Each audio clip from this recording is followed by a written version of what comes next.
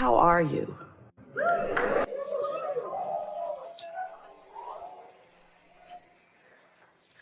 When you're up and down and up and down and up and down, that just means you're that means you're really sloppy in your focus.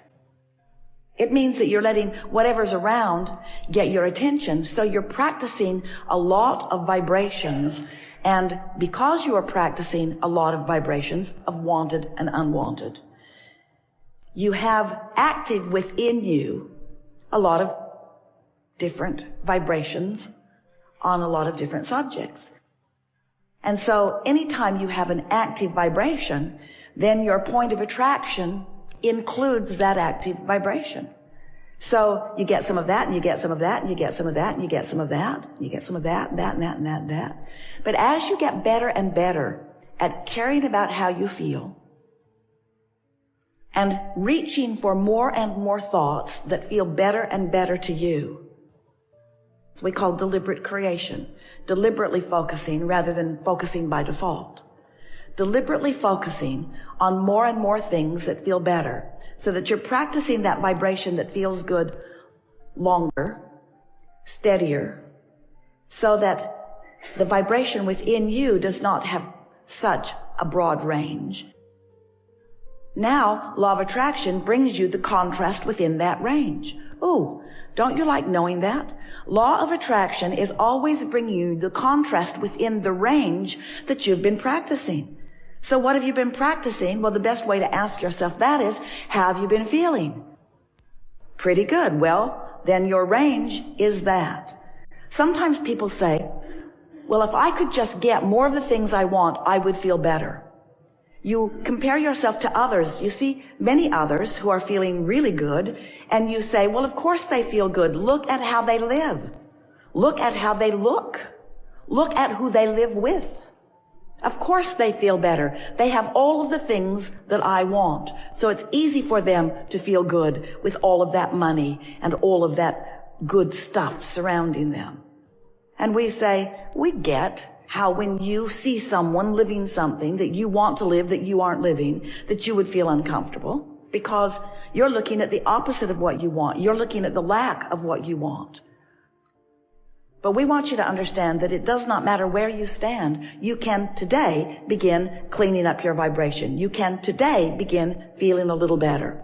And as you feel a little better, that's your indicator that you are cleaning up your vibration. And by that we mean you're not introducing so many of the I know what I don't wants to the equation. It's more, I like that, I prefer that. We want you to remember that you are vibrational beings. It's hard to remember that because you're so tangible, you're so physical, you're so flesh, blood, and bony. We know. You are physical and you live in a physical world, and so you are accustomed to seeing the things that are physical in nature and calling it your reality. And we call it your reality too, but there is a vibrational reality that is at the basis of all of the tangible, manifested, realized reality. And that reality is the reality that we want you to begin to give your attention to.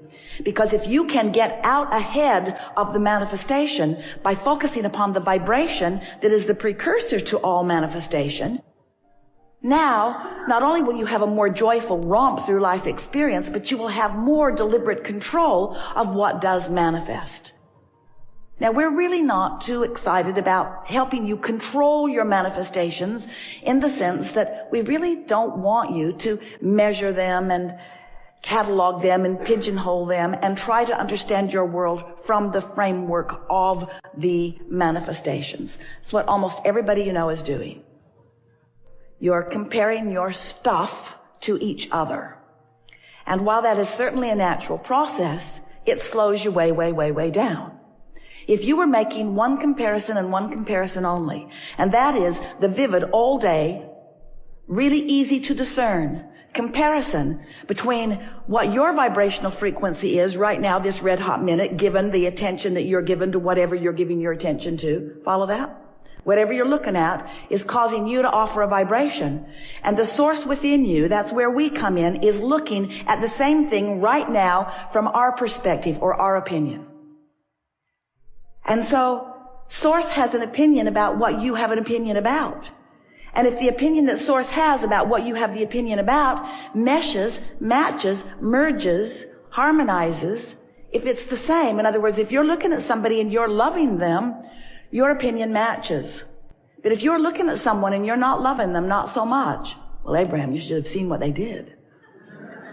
If you're looking at someone and you're feeling something less than love, you see, you don't walk around feeling less than love. You walk around thinking thoughts that give you the feeling of less than love. You don't think, I'm going to not love you. You think, I don't like what you just did. Or I don't like what you just said. You focus negatively in an attitude of trying to push away from you something unwanted. And when you do that, you do something different than the source within you is doing right here, right now, about the same subject. And so the feeling of I don't love you, the feeling of absence of love, is the feeling you get when you diverge, when you depart, when you contradict the opinion that the larger part of you holds. Now, how does that settle with you? Does it make you feel funny that there's someone with such an opinion about what you've got going on? We are the product of what you've been synthesizing. We are the sum total of all that you've lived. We stand as the vibrational equivalent of what you've come to. So you cannot separate yourself from us, but you can introduce enough resistance between that which is you and that which is us that you can make yourself feel bad. And then you blame it on everything else. You blame it on that guy. You blame it on that other thing that happened. You blame it on some circumstance or some event. And we want you instead to take credit for every emotion that you feel, because every emotion that you feel is the simple byproduct or indicator of your frequency as it relates to the total frequency of who you are. So when we are talking about that relationship between you and you, we're talking about the vibrational relationship between you as you stand right now, given the opinion that you hold, and you that has become the vibrational equivalent of that which is us. You that is already living the dreams that you've dreamed. You that is already spending the money that you've gathered. You that is already knowing the things that you want to know. Because you can't ask a question about something that you want to know without sending out the rocket of the knowledge of it. In the moment you ask the question, we know the answer. That's how this powerful law of attraction universe works. And do you know why? In the moment that you pose the question, or live in the problem, that we know the answer or the solution. Do you understand why the solution is instantaneous for us? Because when that rocket goes off and there is no resistance, the solution must be instantaneous. You could do that too if you weren't so hung up on explaining the problem. You get so invested in your problems because most of you view the world in an action-oriented way, and you think that there is someone, it was like your mother and father at first, someone who holds the answers, but you have to get in line. In other words, it's like your mother says to you, do you think you are the center of the universe? I have more important things to think about today than that. But the universe never says that to you. The universe says, when you ask, it is given. And the only question that we want to ask you is, where are you in relationship to the answer that has been given? We like your desire to feel fresh. We like you to feel eager about it. We like you to know that the creation of a button or a castle is equal in this vibrational universe in which we are all living. It's just a matter of focus. So when you get it that you are the focuser of your reality into beingness, and that part of that focus is choice, and part of that choice is contrast or variety. When you come to realize that just like when you are at your food buffet, where no one, not lately anyway, is forcing things onto your plate. No one is making you choose specific things.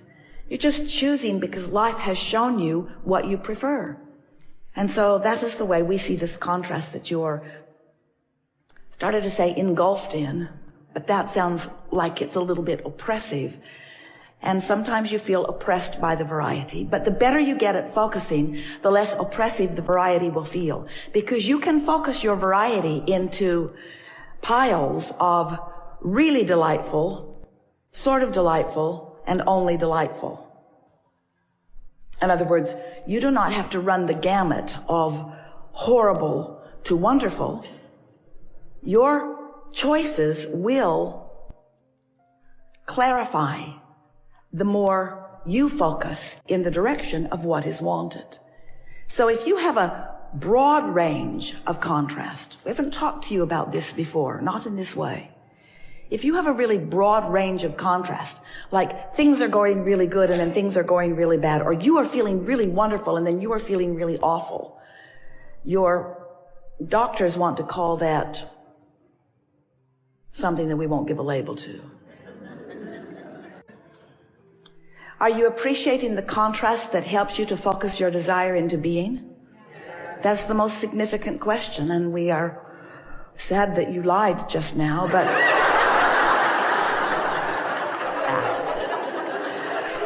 we are never sad. But you did lie. But that is a very good goal for you, to come to the place where you are enjoying the variety for the choices that it helps to formulate within you. It's a really good thing when you realize that you are the creator of your own reality, and that the reality that you are creating is born within you first, the first step of it, in variety or contrast. The word variety sounds better to you than the word contrast, doesn't it? Variety, a plethora of delightful things from which I can choose. But contrast is also that plethora of delightful things from which you can choose. Because you would not know what you wanted if you did not know what you do not want. It really is that simple. You just don't need to get so carried away in the holding yourself apart from it that your desire moves into that stronger place of fretful yearning. You feel fresh, new, burgeoning desire. When desire feels like that, you know you are on the path, don't you? Because when what you want feels good to you, even before it has been realized by you, even before it is actualized in your experience, then you know that you are on the wavelength that not only will bring you what you are wanting, it must, because law of attraction says it is so, but you're having a good time now, not waiting for the manifestation before the good times roll, yeah? And if you are in that place where you are needing something to manifest before you feel hopeful or optimistic or eager, it really slows things down, doesn't it? And yet, you are, we love you very much, hooked on manifestation, aren't you? You like that tangible, lickable, seeable, hearable. You like that stuff. And we like you to like it because, after all, you are in these magnificent bodies. You are out here on the leading edge. You are bringing all that we all are forward into the newest manifestations. And the manifestations are the leading most part of creation. They are. You're not here proving some sort of worthiness in order to go sit on a cloud with us later. We don't sit on clouds, by the way. We romp with you through the woods. We sail with you on your boats and fly with you on your planes and walk with you on your paths and eat your meals with you. We sing your songs with you and paint your paintings with you and write your books with you and read your books with you. We play with your dogs and theirs. A lot of dogs here.